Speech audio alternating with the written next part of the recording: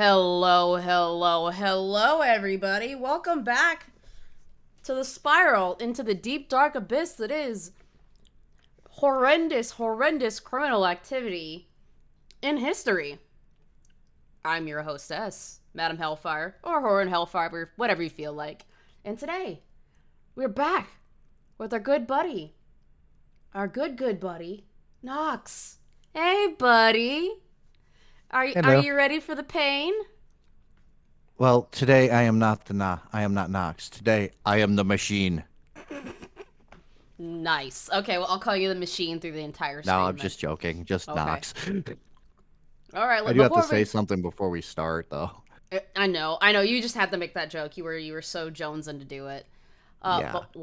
Before we get into it, let's say hello to the people in chat. We've got Devil Pup, Octane Junkie, Mike, the Moist, Darkest Dragon. We'll go with that. Battle Puppet, Spectre 799, Ex Capitan DB, and Scribe Light and Minxie. Hashtag interview Yeah, now Knox. she's one of us. One One of of us. us. One of One us. of us. Thank you to everybody who's come to say hello, who's shared out stream, who's liked the stream. We are very appreciative and keep your emotional support animals at the ready because we are going over probably one of the most infamous serial killers during the Cold War. Andrei Romanovich Chikatilo. Yes. And before we get started, I do have to mention that right now I'm slowing down on content stuff in my personal life. Has gotten a little bit complicated. I'm okay. Don't worry about it. It's just for the next couple of weeks, I'm going to be taking off to deal with stuff at home. Yes, and So I can I'm say for fine. my chat, we support everything that you're doing. We send good vibes to you and your fam. We'll be here when you get back for sure. He's still gonna be here for the streams and stuff once a month. That's Yeah. obvious. I will drag him. I will drag him out of his stupor to bring him back on here because it's fun. Yeah, and now I need to get commission cat of picture of Madam Hellfire dragging Knox away from his television while holding a controller screaming, "But my Call of Duty time!" But my god. Yeah, that'd be funny. Um, in all seriousness though, this is gonna get very dark very quickly. It's not like the other topics we've taken where it starts out like, okay, this is just some informational stuff. No, this goes right into being absolutely freaking dark right off the bat because we're talking about World War II times, Cold War times when the USSR was a thing. It's bleak. It's very bleak from beginning to end. And to prepare, I have for when it gets too dark, I Yes, have Russian facts to share with the audience, with the just to class. just so we can have a palate cleanser. Yes, if we make any jokes in the middle of this, it is to preserve the sanity of ourselves and our audience because it's gonna be bad. Anyways, dude in our thumbnail, Andrei Romanovich Chikatilo. Dude was born October 16th, 1936 in Yabluchny, Ukrainian SSR, USSR. He was known as this was known as the breadbasket of the Soviet Union under Stalin. Very bad times. Obviously, there was serious problems with food scarcity. This was during World War II. It's not good. He was born with hydrocephalus or water on the brain, which is already debilitating as it is. It makes it very difficult for somebody to properly grow and form their brains like a normal person would. He was born to farm laborers Anna and Roman Chikatilo. Their pay for this was a tiny plot of land behind a family hut. That's not a lot. He claimed in later years that he basically survived off of grass and leaves to stave off hunger. And Does allegedly that make him didn't. a vegan? Yes, Oh, okay. at that time at least. Yeah, he was a vegan. At that time at least, not by choice. Didn't have a choice in that one. He alleges that he didn't even eat bread until he was 12 years old. His mom, we'll find out, is an absolute piece of work. She claimed that he has an older brother, or had an older brother, by the name of Stephen. And why I say has is because her tale is that he'd been kidnapped and cannibalized by starving neighbors in the 1930s. Ugh.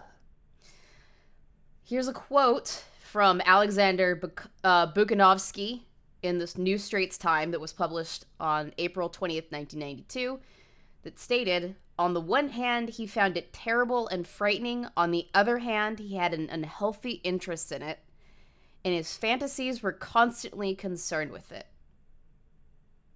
That's not a good sign. Hey, thank you, Pidgey, for the 5 gifted memberships. I appreciate you. You are a gentleman and a freaking scholar. Thank you very much. Hey, for once, my sister didn't get one of them. People got some. That's what matters. Yeah. His all that father. What was that? What'd you say? Oh, no, I didn't say anything. Oh, I thought you did. Okay. His father, Roman, was conscripted into the Red Army during World War II from 1941 to 1944. And towards the end of this, he was taken as a prisoner of war after being wounded in combat. Hey, thank you for another gifty pigeon. I appreciate it. During this time, in his formative years, he'd witnessed bombings, fires, and shootings galore. Him and his mother hid in cellars and ditches in order to stay away from the thing. Hey, Mixie got one. Look at that. Yay. Nice. Thank you for giving Now her she a is really Minxie. one of us. One of us. Apparently they were forced to watch their house burn to the ground at some point. And during this time, he would share a bed with his mother. And every time he would wet the bed due to his water on the brain, his disability, she would beat him. And even worse, it's believed that he had watched his mother being assaulted, I'm going to say that, and raped by German soldiers, resulting in the birth of his sister, Tatiana Chikatilo, in 1943. We say that his dad was a prisoner of war during this time. There's no way in hell that he fathered that child. There's none.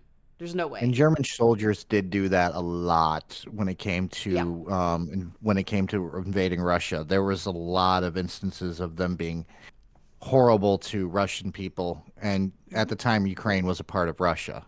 Yep.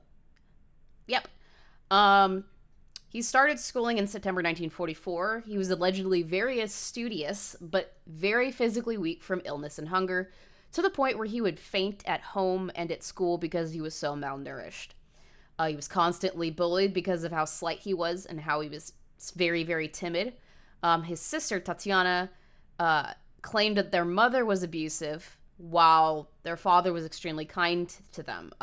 He built his self-worth off of studying at home, which also kind of compensated for his nearsightedness. He couldn't really see at school, like when they would write on the blackboard, because of his eye issues, his nearsightedness. So he would study extensively at home in order to kind of compensate for that. Octane Junkie says Japanese committed even worse atrocities. Arguably, that is true. Yeah, there were that war is crimes really galore during World War II. Nobody is safe in that. I will cover, if Madam Hellfire wants, I will actually research and cover the R word of Nanking if she really wants me to. I don't mind. It's disturbing. I don't mind. I'm down either way. He was so studious in school that he was appointed school editor at 14. However, here comes another fun thing. Allegedly, he was raped by a young girl at the age of 15. His words are, he reported to have been overpowered by a young girl, ejaculating immediately during the brief struggle, for which he received even more ridicule. That's his words. Damn. By the time he was 16, he was a chairman of the People's Communist Party committee and organized street marches. He finally completed study with excellent grades in 1954. However, around this time, weird stuff begins to happen, and we start to see the grossness of, or the gross outcomes of the atrocities that had occurred to him over his very short life to this point. He was very shy, and he was impotent. And because of that and what happened to him allegedly while he was 15, he became very violent. He didn't ask his, because he was so timid, he didn't ask his first crush, Lily Barasheva, out.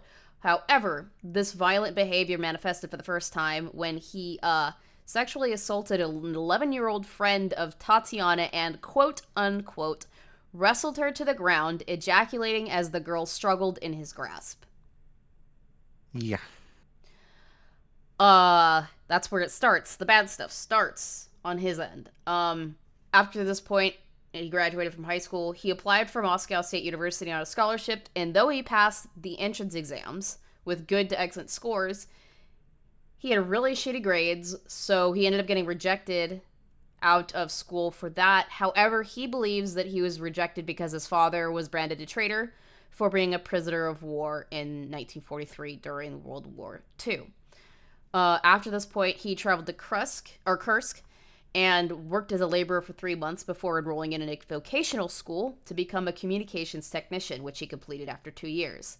By 1955, he met a girl and dated her for a short while, but it lasted about 18 months because no matter how many times he tried to be intimate with her, he couldn't get it up. Do you want to, before we go into adult life, do you want to give us a fact? One second. Russia has the most billionaires per capita. Wow.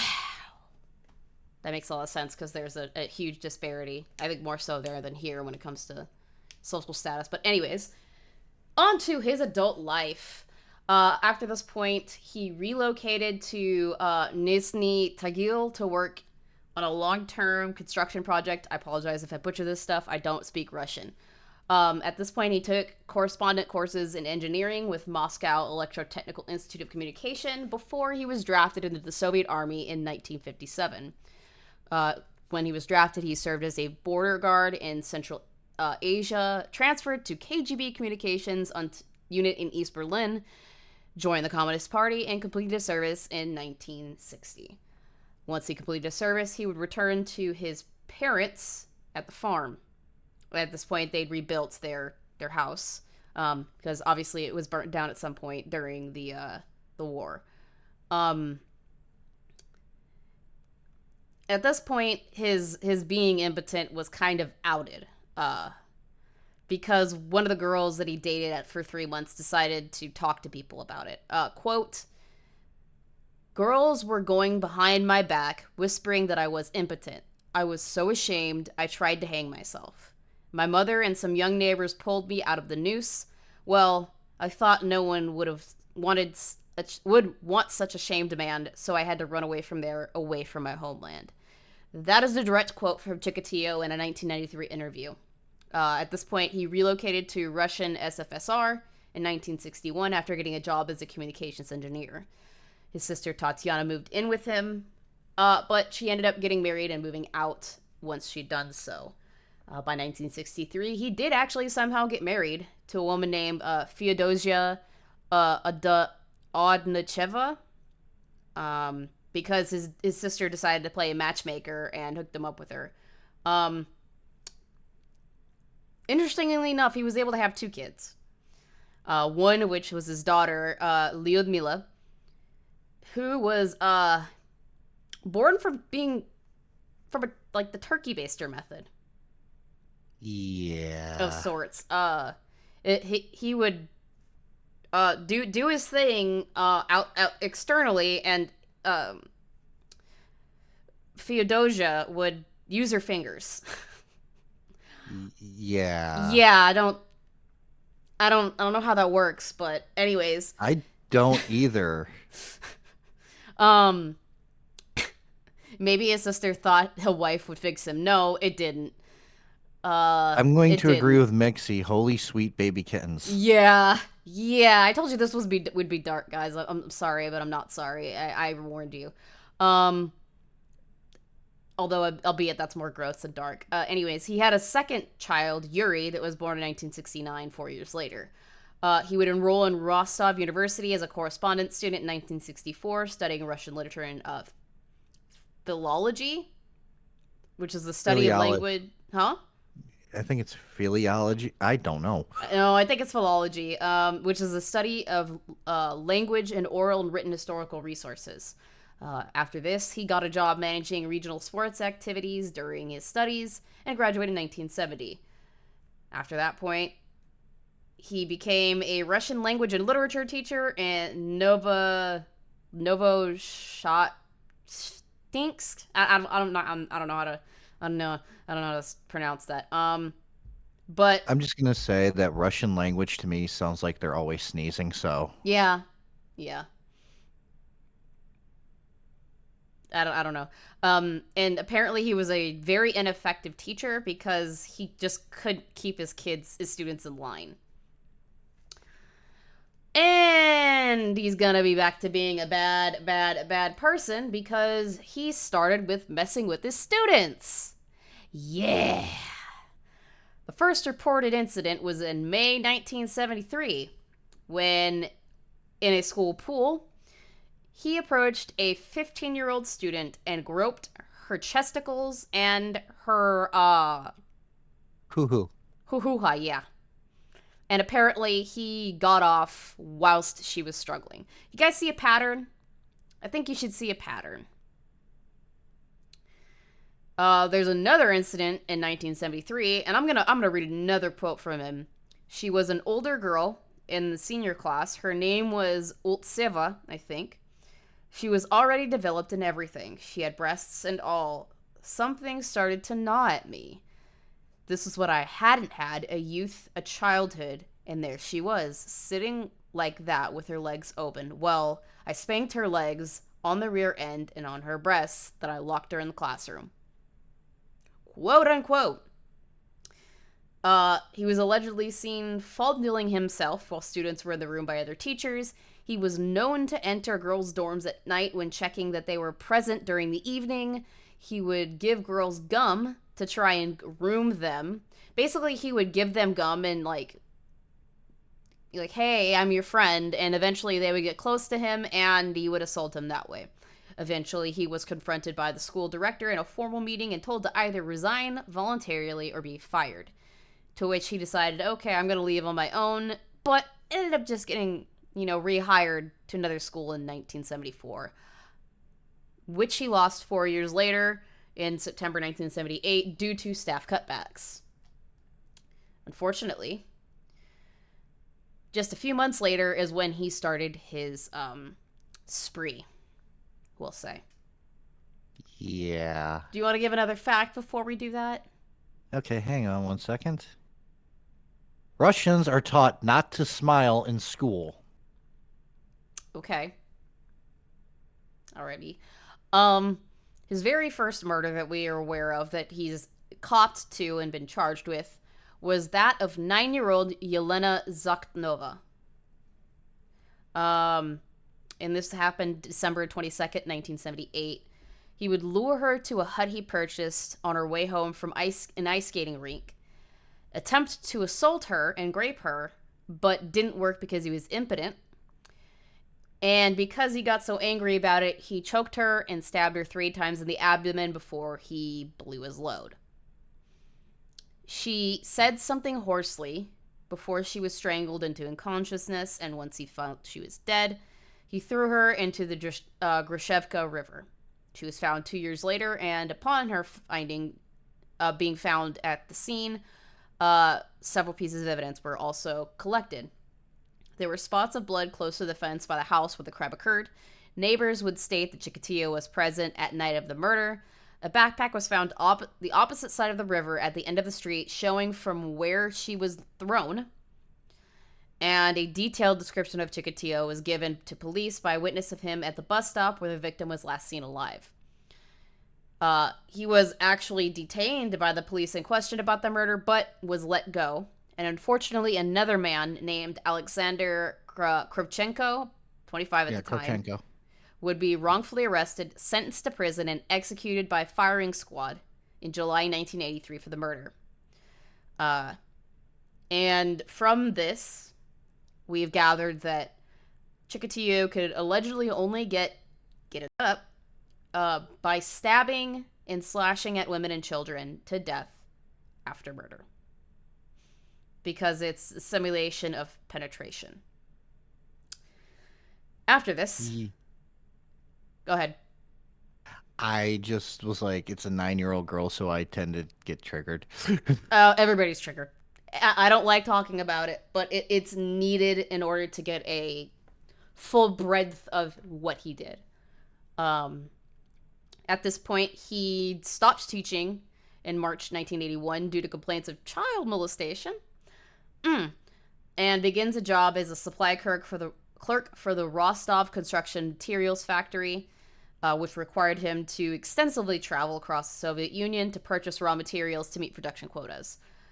Also to negotiate supply contracts. And this kind of was what facilitated the start or the continuation of his murderous rampage. His second victim is Larissa Kachenko, who is 17. He lured her from a bus stop in Rostov Center, brought to a forest near Don River with the promise of relaxing and vodka. He assaulted her when he was unable to get it up again and ended up shoving mud in her mouth to muffle her screams before he beat and strangled her to death. He would mutilate her with his teeth and a 6-inch long stick, also tearing off one of her nipples with his teeth. Ow. He would cover her in leaves, branches, and torn newspaper pages where she would be found the next day. This is where the escalation is happening. This is where the pattern is starting. Bring them away from a part of town with promises of treats or whatnot. Get them somewhere secluded and do what he needs to do. He would kill again June 12th, 1982 with Lyubov Buryuk, a 13-year-old female who he lured from a bus station in Donskoy. He would drag her into the nearby undergrowth and stab her to death. 22 stab wounds, in fact, to her head, neck, chest, and pelvic area. There's a wound at the back of her head that suggested she was hit with the hilt of the knife, and there were striations to the eye sockets. That'll be why that happens. Will be brought up. Why? Up later. Yeah.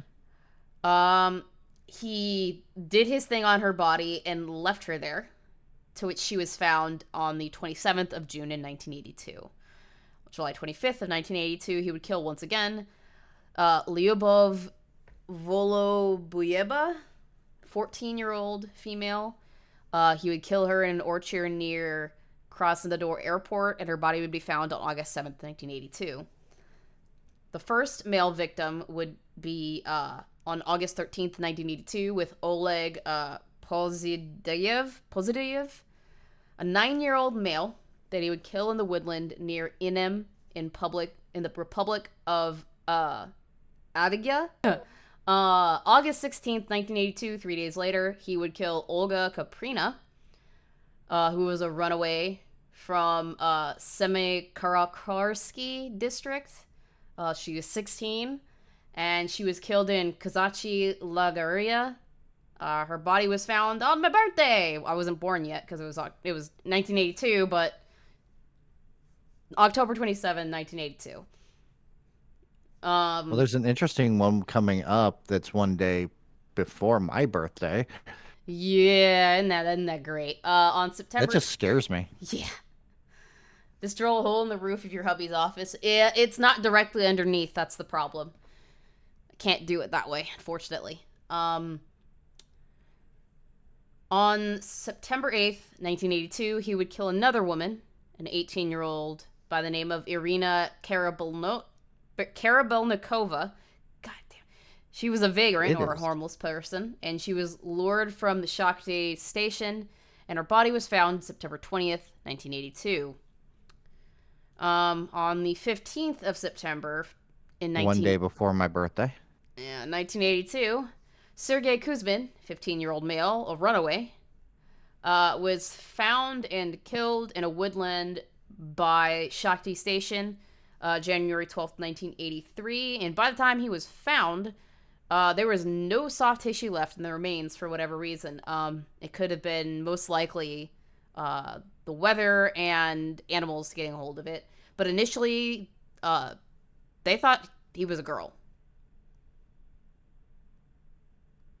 Yeah, I was born on your Yeah. death day. Yeah, Capitan. Fun, isn't it?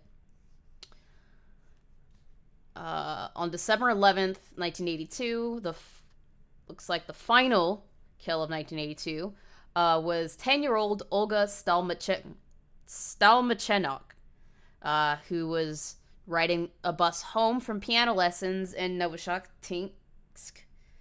She was Okay, I'm lured. just gonna really say this really quickly. Russians, please simplify your language. Yeah, I'm trying to say the names as best I can, but I can't speak Russian. I don't speak Russian. I don't know what to do, guys. I'm sorry. I'm trying. Um, It's good. I can't even read these. Nah, neither of us could.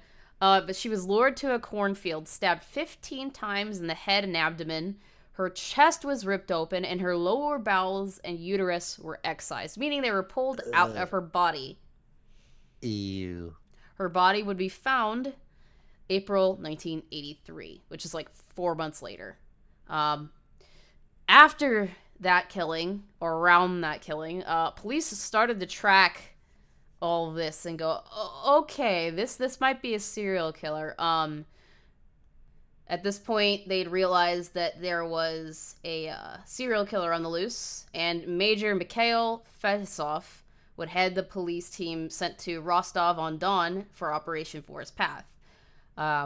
Forensic analyst Viktor Burakov was brought on as the head of the investigation at some point, and the finding of Stolmichnok's body confirmed to Burakov they had a serial killer on their hands. So they're like, oh, we've got a problem. We should probably investigate this. And this was during the time the Soviet Union believed that they were a perfect society and they didn't have people like that. Yeah, utopia. Yeah. Sometime some of these are unclear, so I'll give like a roundabout time of when this occurred. Somewhere around June 18th, 1983, a girl named Laura Sarkisian, 15, an Armenian runaway, was lured to the woods near an unmarked railway platform in Sakti and was murdered. Apparently, he was cleared of this one, but they initially believed that this was him during the investigations. 2 murders occurred in July 1983. Irina Dunikova, 13, was a mentally disabled student. He knew prior to the murder would be found killed in Aviators Park, Rostov on August 8th. A second woman, Ludmila Kutsyuba, 24, and a homeless mother of 2, would be found dead in a woodland near Sakti Bucks Station on March 12th, 1984. So 2 in the same month.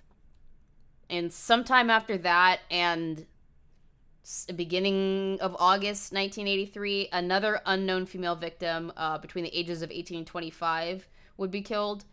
This is one of the ones that he confessed to after he was, arrested.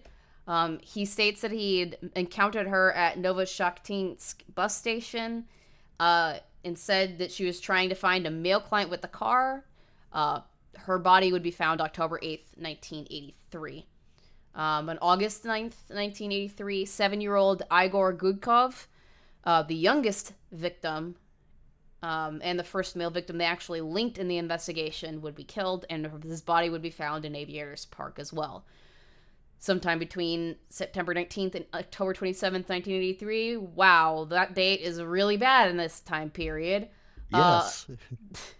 22-year-old. I'm sorry. I know, I hate it. 22-year-old Valentina Chuchulina would be killed, and her body would be found November 27th, 1983, in a woodland area near Kupichnaya station.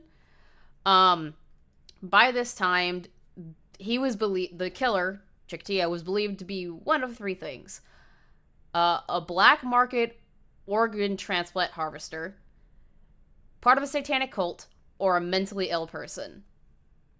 And this is during the height of the Satanic Panic. Yes.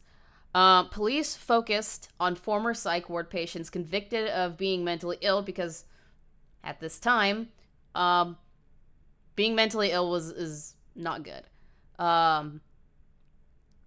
So they've investigated the mentally ill, the homosexual, or the kitty diddlers.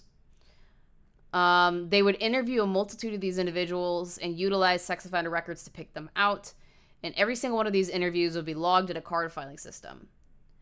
Around September 1983, a bunch of people would come forward and confess to the murders. Obviously, it's not them. But there are some in particular that I want to touch on. There were 3 mentally handicapped individuals that came forward that were ruled out, one of which was jailed for 5 years.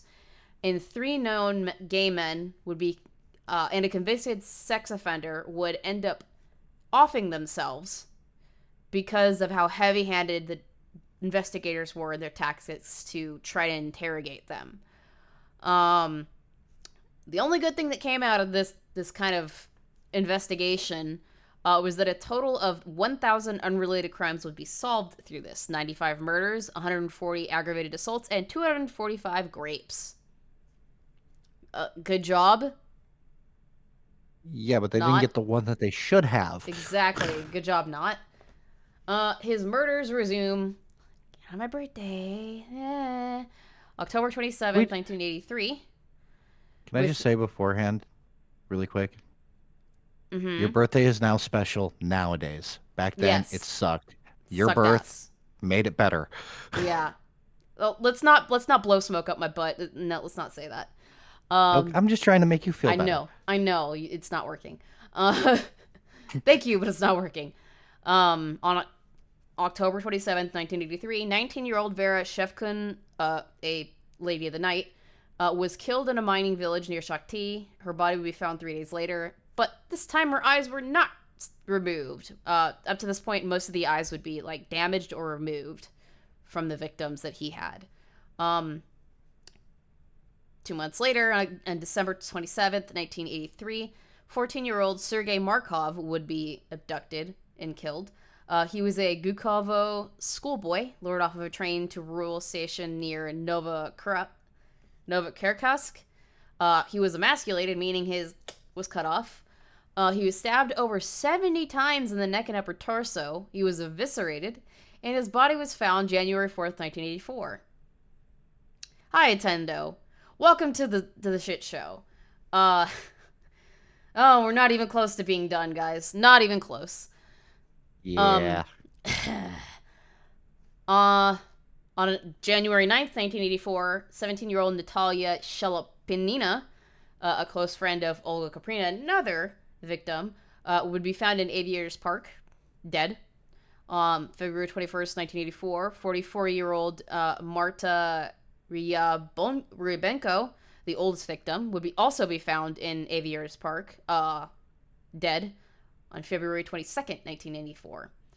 March 24th, 1984, 10-year-old Dmitry Toskanov would be drawn from a stamp kiosk in Novoshatinsk,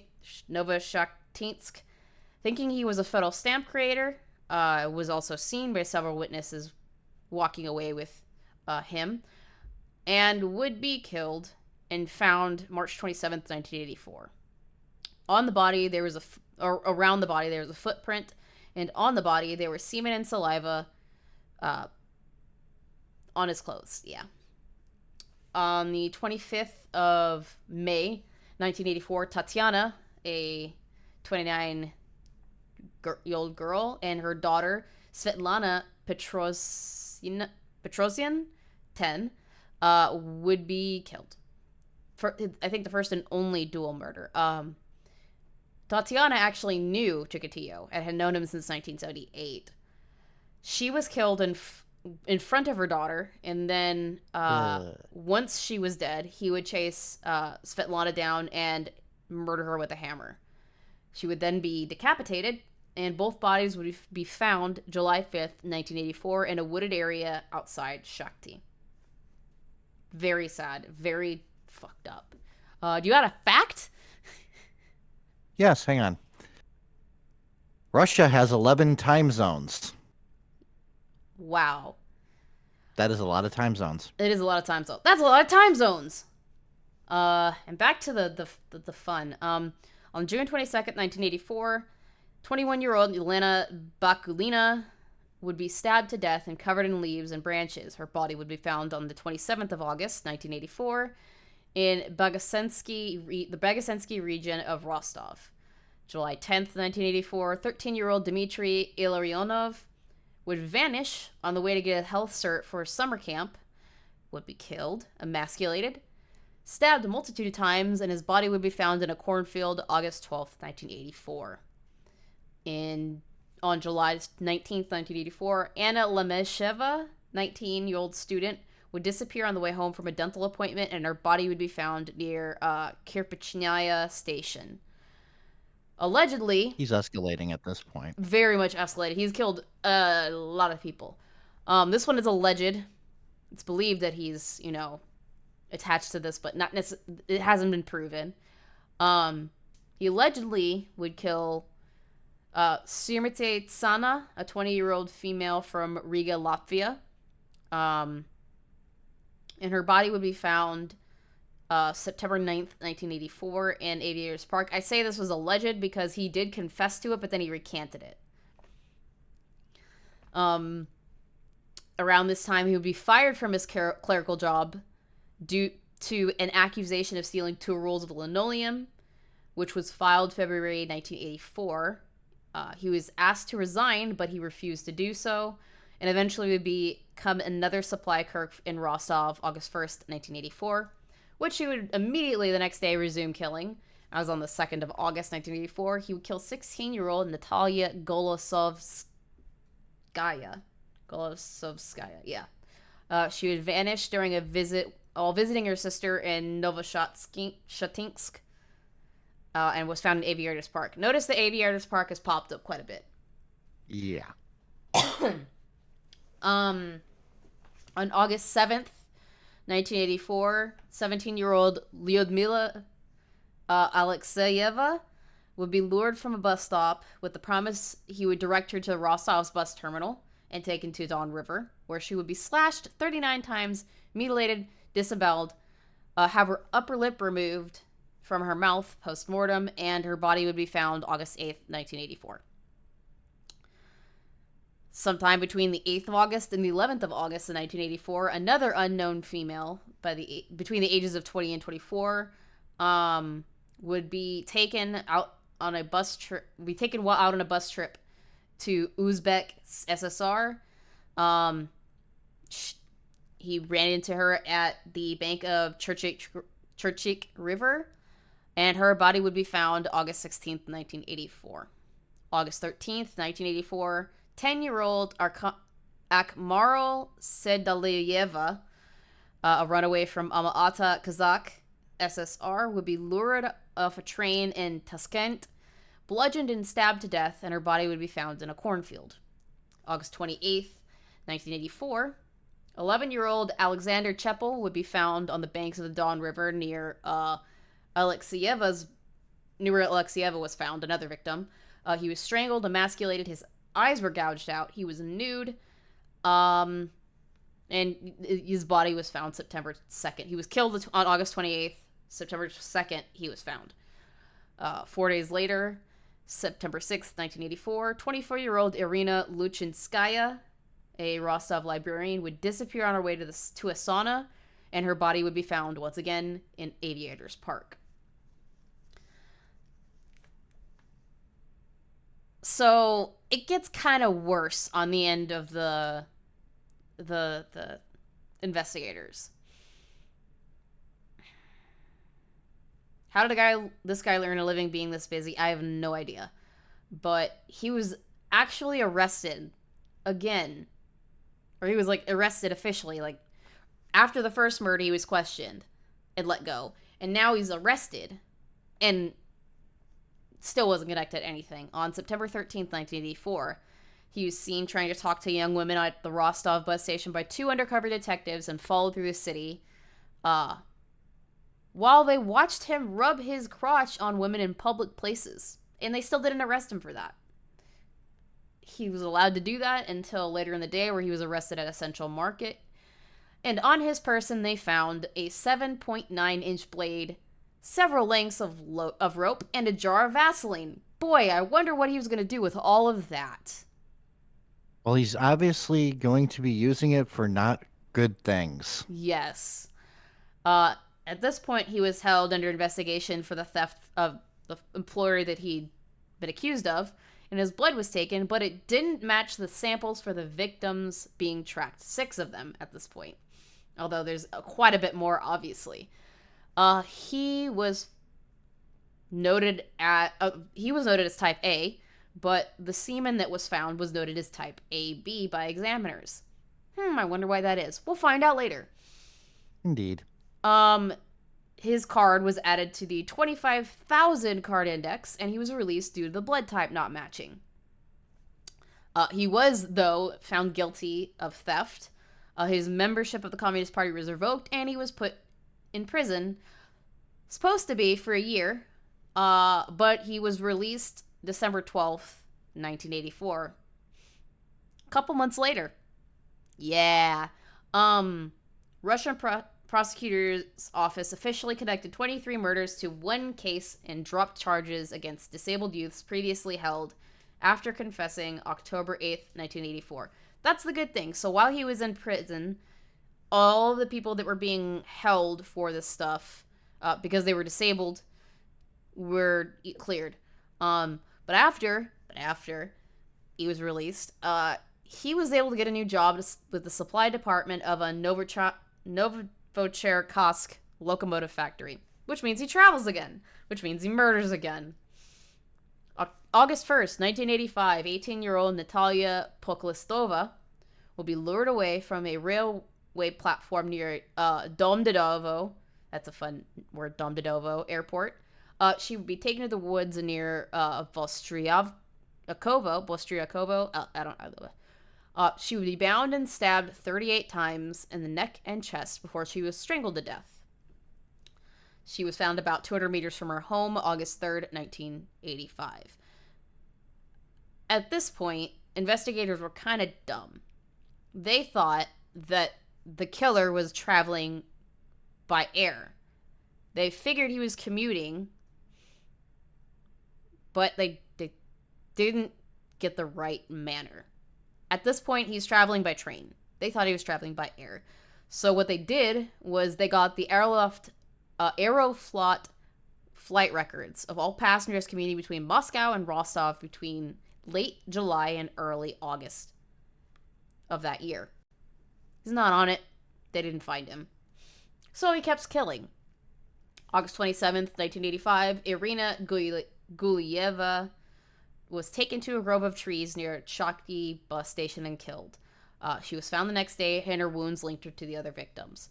At this point, a special prosecutor, Isa Kostoyev, was appointed to supervise the investigation by November 1985. 15 prosecutors and 29 detectives were assigned to the manhunt at this point, and all murders were re-evaluated, and more sex offenders and homosexuals, gay men, would be questioned. Militia, or the Soviet police, would resume patrols of railway stations around Rostov. Plainclothes females would loiter around the bus and train stations in order to try and catch this guy, and a consulting psychiatrist, Dr. Alexander Bukovsky, would be brought in to create a profile of the killer. To which, this is what he came up with. In 65 pages, he would state that the killer would be a male, aged 45 to 50, that had endured a painful and isolated childhood, was incapable of flirtation with women, on brand for him, was apparently well educated, probably married with kids, a sadist, impotent, can only get off seeing others suffer, and the murders reflected sexual acts and impotence. Ergo, the knife is his, and the wounds are the holes. The killer's work will require regular travel due to days when and where murders happened, and they are probably tied to a production schedule. Guy was very on it. Very on it at this point. But because this was so publicized, because at this point, the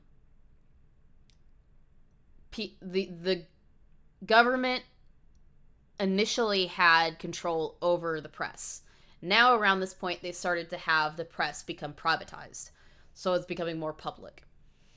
And because of that, Chikatilo was watching every bit of it. Because they were starting to get on his tail, he, for almost a year, would try to keep himself from doing stuff. But there are a couple theorized victims during this time, none of which can necessarily be linked to him. They were dropped eventually. There was the murder of Lubyov Golovaka, 33, who was found July 23rd, 1986, stripped nude, stabbed over 23 times. And then there was 18-year-old Irina Pogoryelova, a court secretary who was found in a collective farm located in Bataysk, August 18th, 1986. Her body was cut from neck to her hoo-ha. Her breasts were removed, her eyes were removed, and her body had been partially buried. They thought the killer had relocated around this time and would come back in the summer, and a police bulletin was sent to all USSR forces. But that wouldn't do anything because by May 16th, 1987, he'd be back at it again. He killed 12-year-old Oleg Makarenkov, a boarding school student who he encountered at a train station in Revda. He would lure him away with the promise of food, and his body would be found in a woodland close to the station in 1991 after he had confessed to the crimes and led them to the body. July 29th, 1987, 12-year-old Ivan Bolovetsky would be killed in a woodland alongside a rail line in Zaporizhia, Ukraine. He would actually be found by his own father on July 30th, 1987. Imagine how painful that is as a parent. Yeah, no parent should find their child dead. No. On September 15th, 1987, 16-year-old Yuri Tereshonok, a vocational student, would be lured off a train in Leningrad, and his remains would be found after the arrest, just like a couple victims previously. Between April 1st and 4th of 1988, an unidentified woman between the ages of 22 and 28 was lured off Krasny Sulin train. Her hands were bound behind her back. Her mouth was stuffed with dirt. Her nose was cut from her face. She was stabbed in the neck multiple times, bludgeoned to death with a slab of concrete, and her body would be found April 6, 1988. Initially, this was not linked to him, and he confessed to it because she was murdered with a slab of concrete instead of the stabbing. She wasn't disemboweled, and her eyes and hoo-ha were intact. The next fully identified victim would be 9-year-old Alexei Voronko, who was encountered on a business trip to Artyomsk in Ilovaisk, Ukraine, May 15th, 1988, which he would be linked to the manhunt due to his wounds eventually. On July 14th, 1988, 15-year-old Yevgeny Muratov, the first victim near Rostov since 1985, will be lured into the woods by Donleskaz station near Shakhty. He was emasculated and, at minimum, was stabbed 30 times. His body wouldn't be found, unfortunately, until April 1989. February 28th, 1989, 16-year-old Tatiana Rizova, a runaway from Kamensk-Shatinsky, will be lured and killed in Chikatilo's daughter's vacant apartment. Apparently, he bought an apartment for his daughter to stay in, which he had vacated in 1980 after she got married. He kept up the rent at this point because his son was in the military, and his thought process was the son could use the apartment once he returns. Unfortunately, Tatiana would be dismembered, and her body parts would be thrown in a nearby sewer. May 11th, 1989, 8-year-old Alexander Diakonov, who had just turned 8, was killed and found in the bushes by Rostov City Center, and would be found July 14th, 1989. Just turned 8. Literally like the day before. Yeah, this guy, fuck him. Yeah, Hope he he's burning in needs hell. to die. Well, he is dead. On June 20th... Spoiler. Spoiler. On June 20th, 1989, 10-year-old Alexei Moiseyev, who was only added due to a confession, was killed. Quote unquote, a boy from Kulchugino, Vladimir Oblast, whom I took from the beach into the forest. So they didn't find the body, but he confessed to when and then what he did later on once he'd been arrested. August 19th, 1989, 19-year-old Yelena Varga, a Hungarian student and mother of one, was lured off a bus near Rostov and killed. Less than 10 days later, on August 28th, 1989, 10-year-old Alexei Kobatov will be lured from a theater in Shakhty, buried in a shallow grave in a nearby cemetery, and would not be found until after Chikatilo was arrested. By this point, plainclothes officers were assigned in droves at railway stations throughout Rostov. They were told to discreetly film and photograph all passengers that were in those stations, and trains would be fitted with hidden cameras. Didn't work. Murders still continued. January 14th, 1990, 11-year-old Andrei Kravchenko would be abducted near his home in Shakhty. He would be emasculated, extensively stabbed, and the next month would be found in a secluded section of woodland. On the 7th of March, 1990, 10-year-old Yaroslav Makarov, a student who'd been truant to get the time from school, was lured from Rostov Station to Rostov Botanical Gardens. His body would be stabbed, emasculated, his tongue would be removed, and he'd be found the next day in the gardens. A meeting was scheduled March 11th, 1990 by Fedosov because of how bad this was getting. It was getting to the point to where the Soviet Ministry of Interior, the public, and the press were pushing on the investigators, going, hey, how the fuck haven't you found this guy? Because he's killed upwards of 30 people at this point. And at this point, Burakov it would be so bad that these investigators would have serious physical and mental problems. Burakov would be hospitalized in 1986 for a nervous stress and exhaustion because of this. He'd be constantly paranoid anyone near him. They would be constantly paranoid that anybody near them were the murderer. And it was literally called a nightmare scenario by the investigators. At this point, Fedosov would threaten to fire people if the killer was not found. And while this is going on, the murders still continued.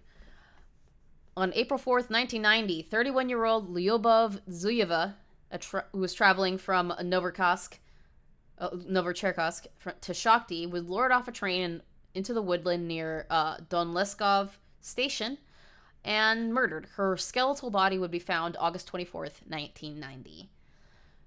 On July 28th, 1990, 13-year-old Viktor Petrov was found waiting for an early morning bus by his family, would be lured from Rostov Galvany Station to Rostov's Botanical Gardens. That's another one that's back. And would be killed yards from the other victim that was found in Botanical Gardens. So he likes to go to the same places. And unfortunately, it continues. August 14th, 1990, 11-year-old Ivan Fomin would be caught entering a thicket to change clothes at Novocharkassk Municipal Beach. He'd be emasculated, stabbed 42 times, and his body would be found August 17th, 1990. 16-year-old Vadim Gromov would be a student from Shakhty, who is also mentally disabled, will be lured from riding the train to Taganrog, October 17th, 1990, stabbed 27 times, castrated, tip of his tongue was severed off, his left eye was stabbed, and he was strangled to death. How? Yeah. By October 27th, there's a date again. Well, here's a fun fact about Russia. Cats have jobs in Russia. That's cute. That is very cute. Anyway, there were new tactics that were being implemented by October 27th, 1990. Uniformed cops would be put in droves in larger stations, and then plainclothes cops, usually women, would be put in smaller stations. What they would do is they'd question any adult men in the company of young women or children, and note anyone questioned by name and passport number. 360 men deployed to all stations in Rostov, and undercover cops were sent to stations in Kundrucha, Donleskov, and Lesostep. But the murders continued. October 30th, 1990, 16-year-old Viktor Tishchenko would be lured off a train in Kirupshnaya, stabbed 40 times, and would die. But, what he would do as the final victim, yes, the final victim of Chikatilo, is he would, not the final, second to final, I misspoke. He would bite and break Chikatilo's finger while fighting for his life. His body would be found November 3rd, 1990. The last victim, the actual last victim, would be Svetlana Korostik, a 22-year-old homeless woman, who would be killed in a woodland near Donleskov Station, November 6th, 1990.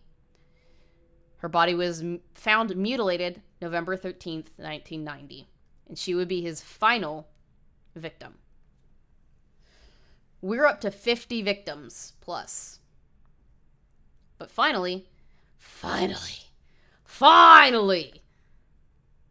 Chikatilo would be arrested on November. He would be observed at some point in November by just after the murder of Korostik, which is November 6th. He would be observed right after the murder, going to Donleskov's station by plainclothes officer Igor Ryabakov. Exactly 50 that we know of and that he's confessed to. He was seen approaching a well by the undercover cop Igor Rybakov to wash his hands and face in a well. When he was doing that, it was noted that he had grass and soil stains on the elbows of his coat. There was a red smear on his cheek, a wound on his finger, and he had a nylon sports bag.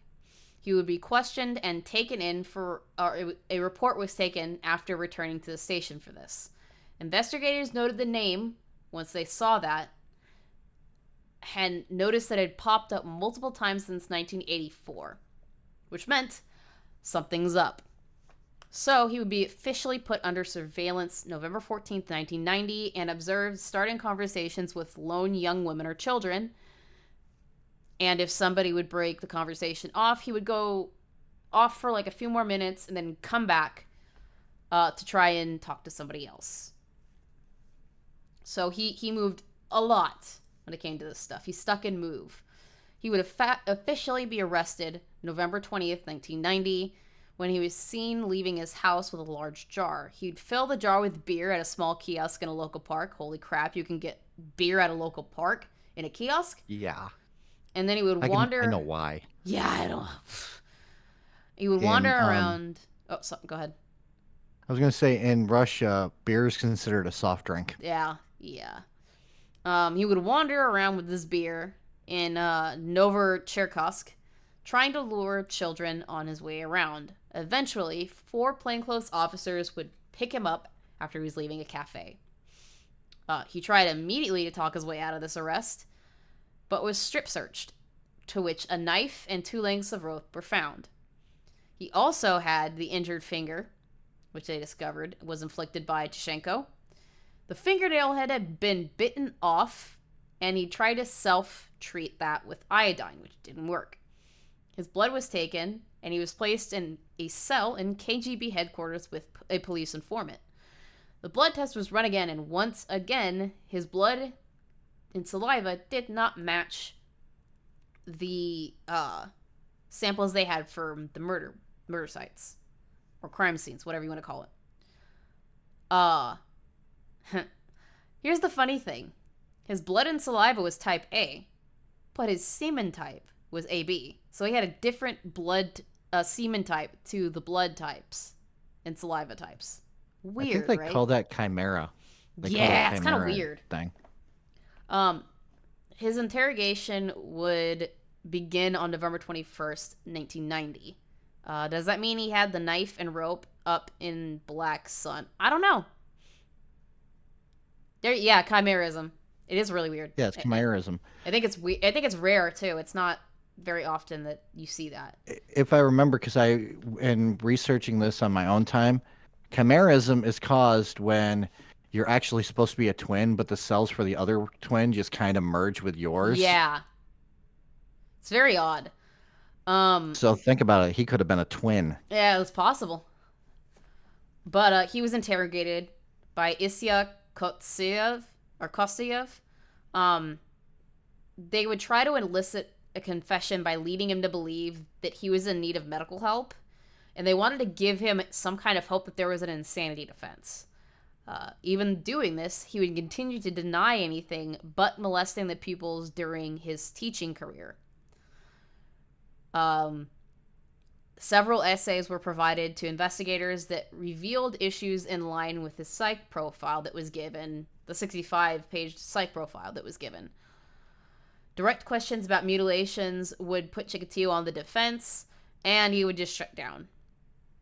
By November 29th, 1990, Dr. Bukanovsky would be brought in to read the psych profile to Chikatilo, after which he would confess within 2 hours. Here's a full quote from Chikatilo. He already knew me, and when he recounted everything about my life, how people had humiliated me, shot at me, and trampled on me from infancy, well, it was bitter, of course. I cried in front of him. I said, "How do you know all of this?" All my life, I never had a friend. No one. There was no one close to me. He is the person closest to me even now. I cried in front of him and told him everything. I held nothing back. When he confessed, he would confess to 36 of the 38 murders that were attributed to him by the manhunt. The 2 that he would deny was Golovaka and Poryelova. He'd provide a detailed description of each murder and even would draw sketches of the crime scenes with body positions and landmarks. He would also give additional details, such as a tattoo on Levasheva's hand with her boyfriend's nickname Bars, which would put him in there. He said that he would refer to his victims as déclassé elements, meaning they were degraded from one's social class, meaning they were below him. This is how he would detail how he'd kill his victims. Here's a quote from him on the Buryuk murder. I noticed that a girl of 12 or 13 was coming behind me, carrying some kind of bag in her hand. I slowed down and let her catch up to me. We walked together beside the woods. I started talking to her about whatever I thought might interest her. I remember she said that she was going home from the store. I pushed her off the road and grabbed her by the waist, dragged her to the woods. I pushed her onto the ground, tore off her clothes, and lay on her. At the same time, I was stabbing her, imitating sex. So basically, what he would do is he would lure his victim to secluded areas, tie their hands behind their back, mostly with the males, He would stab him in the chest area before starting to escalate wounds, meaning he would deeply stab and slash them. He would eviscerate the victims after around 30 to 50 wounds until he climaxed. He would also avoid being covered in blood by squatting or sitting beside them until their hearts stopped beating. Quote unquote, cries, the blood and agony gave me relaxation and certain pleasure. That's just chillingly creepy. Mm-hmm. It gets worse. So remember how in the beginning of his spree, he would take the eyes out or stab the eyes? Well, he stated that he did this because at first he believed in a Russian superstition that when you murder somebody, your image is imprinted on their eyes. But after a while, he stopped doing it because he goes, okay, well, that's really stupid. I'm going to stop doing that. He would also confess to tasting and getting off to the taste of victims' blood. He said he would feel chills and shook all over. He also confessed to mutilation with teeth of genitalia, lips, nipples, and tongues. He said he would sometimes bite off parts while eviscerating them and ran around with them like they were a trophy. He would chew on body parts but discard them after, and sometimes would swallow nipples and tongues of some of the victims. Yay! Nasty. Yay, cannibalism. Ugh. That's the end of his confession stuff. He would initially be charged with 36 confessed to murders November 30, 1990, but he would confess to an additional 20, one of which would give posthumous pardon of Alexander Kravchenko. He would lead the police to bodies of 3 victims that hadn't been found yet in December 1990, and 3 victims, the unknown ones, would never be identified. He was given a psych evaluation, the first one, August 20th, 1991. He was transferred to Serbsky Institute in Moscow be there for 60 days. And here's some of the stuff about what psychiatrists there would say. One of which was Andrei Chikatilo. Tichenko? I guess Tichenko, I don't know. But it says multiple physiological problems attributed to prenatal brain damage, the water on the brain. Quote unquote, steady but gradual descension into perversion would be compounded by biological and environmental factors, crimes committed to relieve internal tension. He'd be diagnosed with borderline personality disorder with sadistic features, but would be ruled fit to stand trial October 18th, 1991. By December 1991, details of the arrest and a brief summary of the crimes would be released to the media, and things would run wild. His trial would begin... Can I point out something funny really quick? Yeah, go for it. Think about this. He gets arrested around 1990, right? Mm-hmm. He pretty much got arrested after the Soviet Union actually dissolved and the Russian Federation began. Yep. So it was the Russian Federation that brought him to justice. The Soviets failed to. Yep. He was actually brought to trial April 14th, 1992, and charged with 53 counts of murder and 5 counts of sexual assault against minors. He was tried in courtroom number 5 of Rostov Provincial Court, which was presided over by Judge Leonid Akubzinov.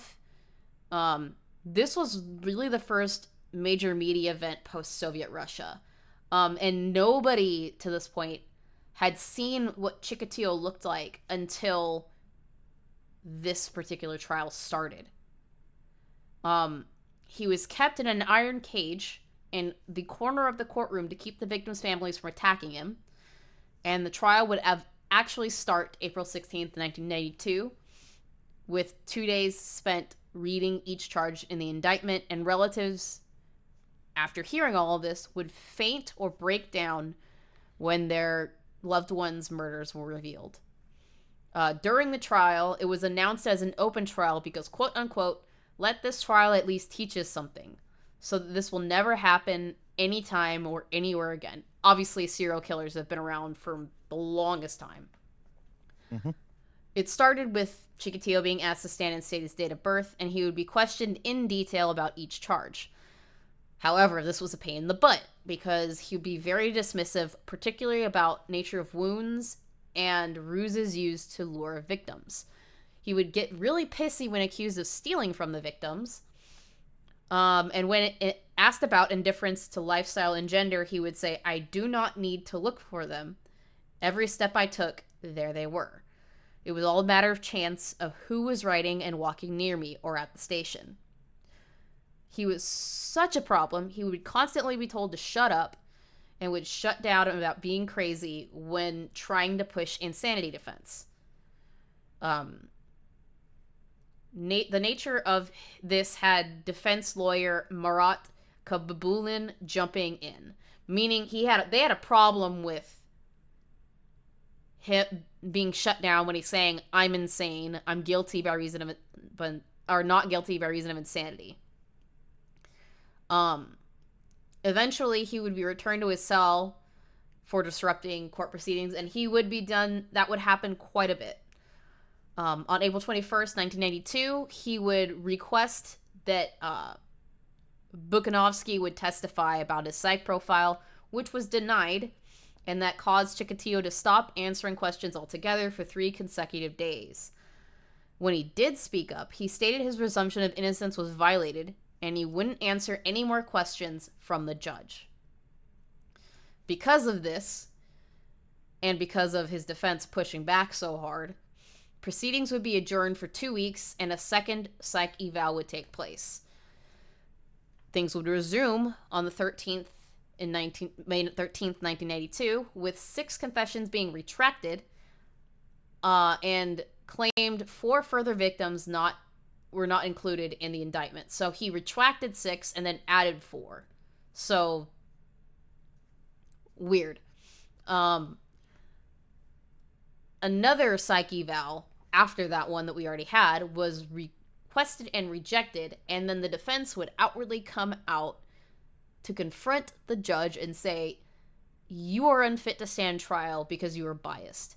And it was so bad that even the prosecutor, Nikolai Gerasimenko, would agree with the defense and say that the judge was in contempt and was not fit to rule over the trial. Because of that, because of the uproar by both the prosecution and the defense, Bukanovsky was actually allowed to testify on July 3rd, 1992. He would testify for 3 straight hours, with 4 additional psychiatric experts from Serbsky Institute being brought in to testify about the May evaluation. They would state that the antics in the courtroom were a calculated attempt to get acquitted on the grounds of insanity. I'll agree with that. That dude was, he may have been a nutter butter, but he knew what the hell he was doing. All that was so planned. Closing arguments would take place August 9th, 1992, where the defense would have 90 minutes to do their closing argument. They stated that there was no confidence that there would be any kind of retribution because of the outcry of the public. They questioned the reliability of the forensic evidence. They said the confessions were baseless because of everything surrounding the investigation up to that point. They questioned the judge's objectivity and emphasized the crimes couldn't be committed in a sane mind. They requested the not guilty verdict by reason of insanity. The prosecution would then do their closing arguments, or would testify August 10th, 1992, which Anatoly Zadrony would present. They pointed out testimony from the psychiatrists. They would say that Chikatilo was of sane mind because he understood the criminality of his actions, resisted his urges at one point because he did stop for over a year and had said that he would stop himself at certain points in time, and he made conscious efforts to avoid detection. They emphasized 19 charges had material evidence provided by Chikatilo, so he had to be guilty of those crimes. All charges were recited, and they requested the death penalty for everything that he'd done. Chikatilo was then brought back into the courtroom and asked to make a final statement, but he said absolutely nothing. The initial date for sentencing was September 15th, 1992, and during that, The brother of Alexeyeva threw a chunk of metal through the bars at Chikatilo, hitting him in the chest and causing security to try and arrest him. Didn't happen, though, because all the other family members of the 53 murders that he was attributed to protected him. They would not let that person be arrested. On October 14th, 1982, he was found guilty of 53 murders and received the death penalty for every single one of them. He was also found guilty of 5 sexual assaults. And boy, oh boy, did he spend the rest of his life in prison. After this, the police and prosecutor's department were criticized heavily for massive fuck-ups during the investigation. Most of this was primarily directed at primary prosecutor Koseyev because they were called negligent for dismissing inclusion in the 1987 suspect list. They would go on to reject claims made to media by Koseyev that documents were withheld during the trial, and eventually wrote to the public prosecutor and Ministry of Defense to fix the broken system that was happening with the investigation. So they had all of the records and stuff that could have arrested him. But they didn't. They fucked up. He was formally sentenced to 86 years on October 15th, 1992, to which he threw a freaking fit. But once he was told he could make a final statement, he went quiet. This is what the judge had to say about the situation. Quote, taking into consideration the horrible misdeeds of which he is guilty, this court has no alternative but to impose the only sentence that he deserves. I therefore sentence him to death. Unquote. Good. Yes, that sentence is very appropriate for this. Apropos, he would attempt... Especially what the death sentence is in Russia. Yes. Fun. Firing squad. Let's go. He first would appeal this conviction with the Supreme Court of Russia, but he was rejected in the summer of 1993 because, quote, the decision of the Russian Supreme Court at this appeal was that Chikatilo's guilt of 9 of 52 murders, those of Zakopnova, Tkachenko, Pozidiev, Stalmachenok, Shalpinina, Tsana, Bilovitsky, Voronko, and Kravchenko was not sufficiently proven. Nonetheless, the Supreme Court found Chikatilo's conviction for the remaining 43 murders sufficient and upheld his death sentence. He would submit another appeal with President Boris Yeltsin for clemency, but that was rejected January 4th, 1994. 40 days later, roundabouts, on February 14th, 1994, he would be executed by a gunshot behind the right ear in a soundproof room in Novocherkassk prison, after which he was buried in an unmarked grave within the prison cemetery. And to the closure of all of this, the monster is dead. Finally, after 53 people and countless children were harmed by this man, he got what he deserved, and his body was put in an unmarked grave because nobody cared about him anymore. Yeah, Russians don't fuck around when it comes to the death penalty. They're like, we're gonna fucking just shoot you. We don't care about being humane. Nope. And that is the life and crimes and death of Andrei Romanovich Chikatilo. We did it. Even with all the internet problems. We did it, guys. Yeah. Russian super hackers can't beat us. Anyways, guys, that is everything we've got for you. It's been over 2 hours. I'm tired. I'm gonna go eat. I'm sure Knox wants to go do his own thing for the rest of the evening. I appreciate you guys sticking around with us.